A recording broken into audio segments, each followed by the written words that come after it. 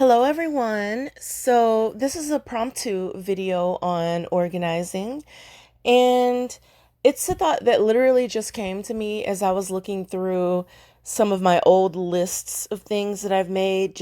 I have a notebook of ideas for my offline business that I do. Well, it's mostly offline. Some of it's online. I do sell digital products, so please feel free to inquire about my ebooks and organizing manuals. I have one on time management improvement, things like that. And you know what? I'll just put the links in the description.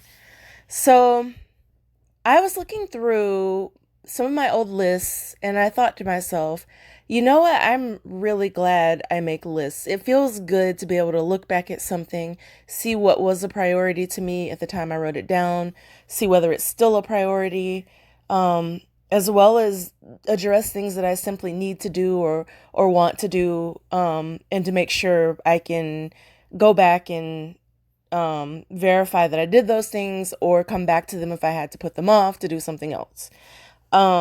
Very good. Lists are very good if you are a person who, well, okay, so I'll just quickly describe how I do things. So, yes, I'm an organizer, but no, my brain doesn't necessarily work in a linear fashion.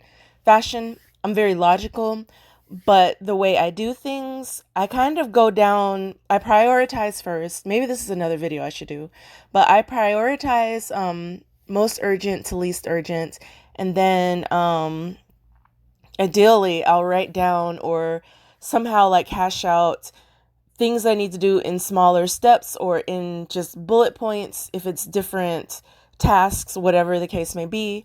I'll do that under each item after everything's been prioritized, and then I'll just go down the list and do what I need to do.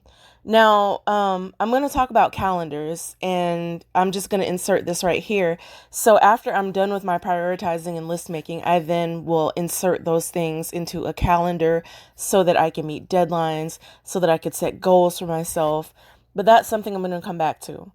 So, I look back at all these lists, and I only recently started writing ideas down. I've been very good about remembering things, and now I feel like I have so many pieces, moving pieces that it's a little I still have a pretty good memory, but something will slip my mind a little more easily and I'll come back to it, especially if it's time sensitive, whatever the case may be. So I just started writing things down also to like not put so much pressure on myself. That was one way of giving myself a break, writing things down. So I have several notebooks, one of just like any idea for my business I come up with, I write it down.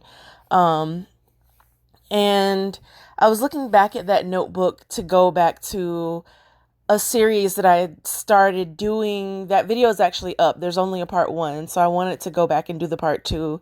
Didn't give myself a real timeline to work on that series, but I feel like it's time for me to finish it because I don't like lingering stuff like that for this long.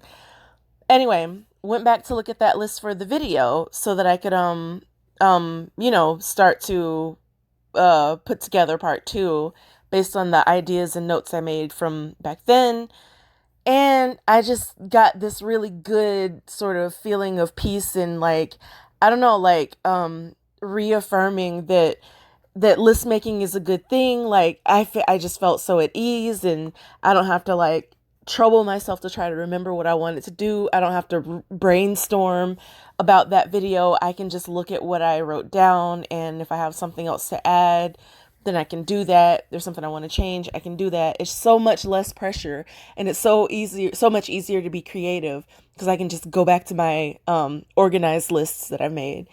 Now, I know people who will make lists, whether it's for creativity reasons or whether it's just like household chores, whether it's remembering stuff they have to do throughout the day.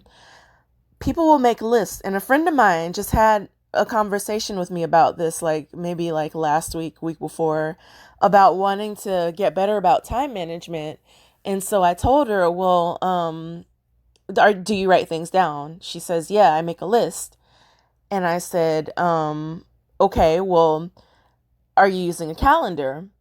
She said, well, I make a list. And so that's what this video is going to be about.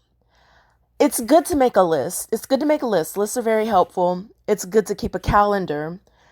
You need both. Most people, I won't say everyone because like what's really universal, but most of us need a list in the calendar. The list tells you what to do, the calendar tells you when you need to do it. And you combine those things. So like I said, now revisiting about plugging my list into a calendar, that further eases the stress and the pressure and the strain because you know your deadlines,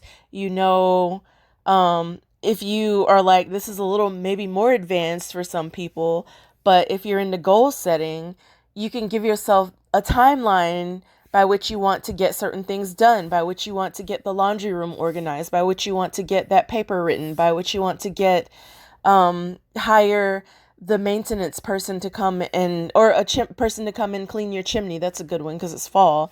I think that's when you clean chimneys. I don't have one, but yeah, like you can literally do that and set timelines for yourself for anything. And I do that for myself, including with waking up. I know a lot of people set the several alarms.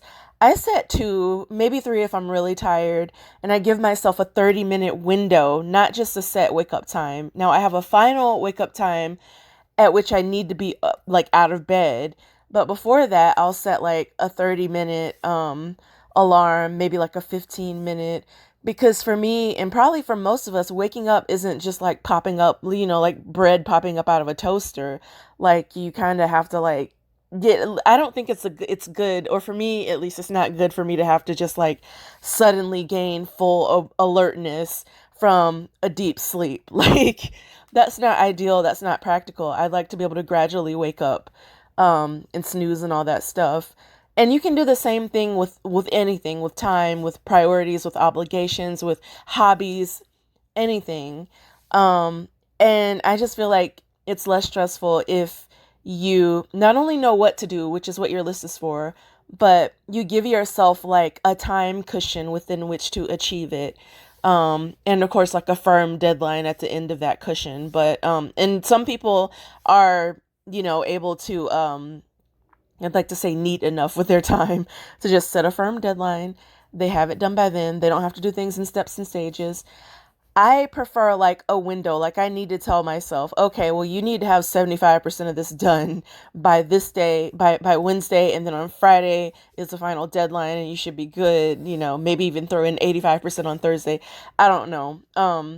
Or yeah, or Wednesday night, whatever. Um, so I hope that makes sense and I hope that's helpful. I'm a huge advocate to summarize, of lists and calendars used together. Can't just use one, can't just use the other. Problem with just putting stuff on a calendar, you wait till the last minute. Problem with just making lists, you lose track of time. Or like a list doesn't force you to budget your time wisely. So it's easy to overfill your day if you're just using lists.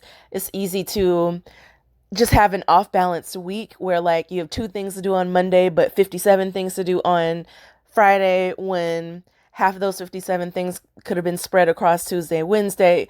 Yeah, like using a list and a calendar um, together is more in line with achieving the balanced lifestyle that everyone wants and so many people think is unattainable. It is. It just doesn't look the same for everyone. But anyway, so yeah, I hope this is helpful and I will see you in the next video. Till then, take care and be well. Bye now.